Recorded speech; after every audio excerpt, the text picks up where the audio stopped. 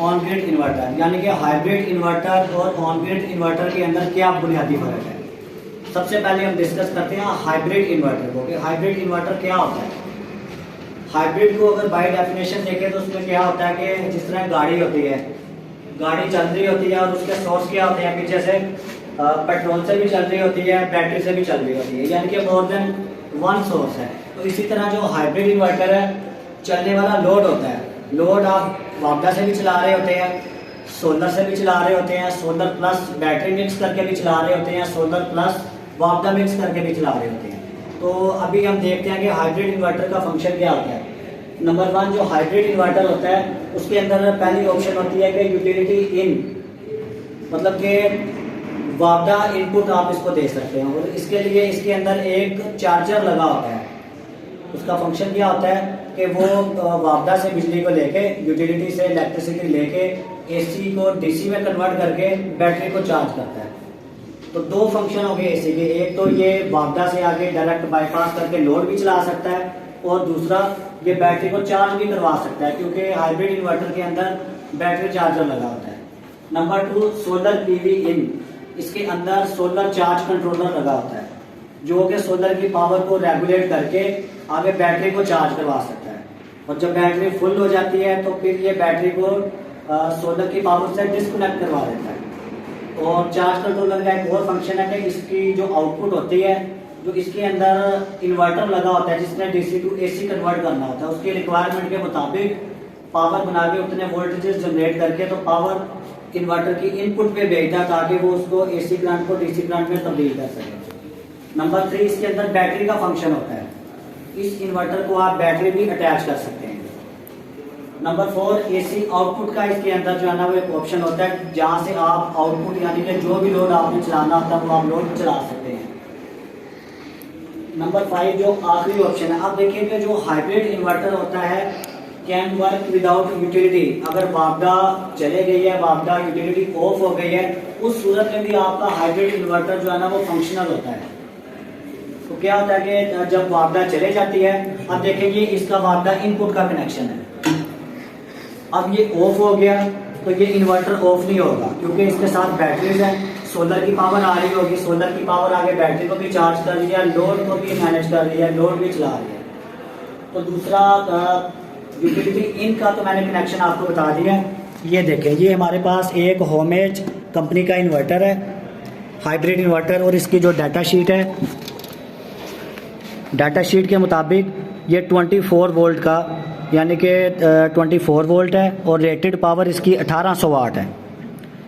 इसके अंदर जो इन्वर्टर है जिसने एसी टू डीसी कन्वर्जन करनी है उसकी जो कैपेसिटी वो 1800 वाट है। अब हम आ जाते हैं लाइन मोड के ऊपर, और इसके अंदर जो लाइन मोड है, जो स्टैंडर्ड है इसका, ये बताया गया है कि एसी इनपुट 220 से 240 वोल्ट एसी, यानी कि ये सिंगल फेज हाइब्रिड इन्वर्टर है और इसकी जो फ्रीक्वेंसी है वो 50 हर्ट्ज़ है। और तीसरी जो चीज़ इसके अंदर है चार्जिंग करंट। इसके अंदर जो बैटरी चार्जर लगा हुआ है जिसने वापडा से बैटरी को चार्ज करवाना है उसका करंट है 10 एम्पेयर से 25 एम्पेयर। देखिए 10 एम्पेयर भी बैटरी चार्जिंग करंट आप सिलेक्ट कर सकते हैं, 25 एम्पेयर भी सिलेक्ट कर सकते हैं जब आपने बैटरी को वापडा से चार्ज करवाना हो। और फिर इसके अंदर आ गया सोलर चार्जर मोड, जो चार्ज कंट्रोलर लगा हुआ है इसके अंदर। अब उसकी क्या स्पेक्स हैं, उसकी स्पेक्स आप देख सकते हैं। सोलर इनपुट वोल्टेजेस 100 VDC, यानी कि ये MPPT चार्ज कंट्रोलर है। 100 वोल्ट MPPT के ऊपर मतलब ये काम करता है। 100 वोल्ट VC आप इसको दे सकते हैं, मगर क्योंकि 100 वोल्ट तो इस ब्रांड के ऊपर मेंशन है, 60 से 70 वोल्ट से ऊपर अगर हम लेके जाते हैं तो फिर इस इन्वर्टर को प्रॉब्लम शुरू हो जाती है। तो 60 से ज़्यादा वोल्ट हम इसके ऊपर नहीं लेके जाते जब भी इंस्टॉलेशन करते हैं।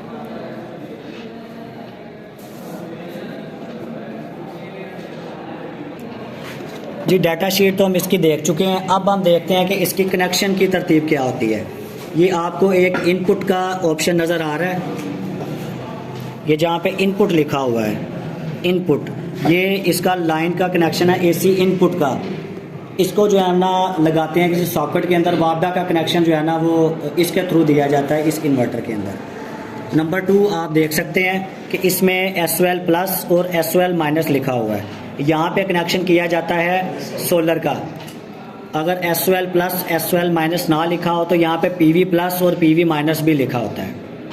और नंबर 3, किसी भी इन्वर्टर के ऊपर आपने देखना हो कि बैटरी की ऑप्शन कौन सी है, उसके ऊपर DC प्लस और DC माइनस लिखा होता है। जैसा कि आप देख सकते हैं इस इन्वर्टर पे मेंशन है बैटरी 24 वोल्ट DC। ये माइनस का इसका जो है ना वो कनेक्शन है, ये माइनस वायर है और ये इसकी प्लस की वायर और बाकी इसके साथ फ्यूज़ वगैरह लगे होते हैं। अब आ गया मरहला कि हमने अगर इस इन्वर्टर की इंस्टॉलेशन करनी हो तो इंस्टॉलेशन के लिए कनेक्शन की क्या तरतीब होती है।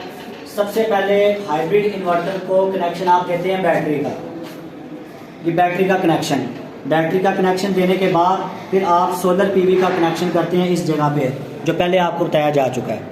इसके बाद वापडा का कनेक्शन दिया जाता है और लोड कनेक्ट कर दिया जाता है। एक चीज़ याद रखिएगा, ये जितने भी कनेक्शंस हैं और ये डायरेक्ट नहीं देते, इन सब कनेक्शन के दरमियान में ब्रेकर्स लगाते हैं।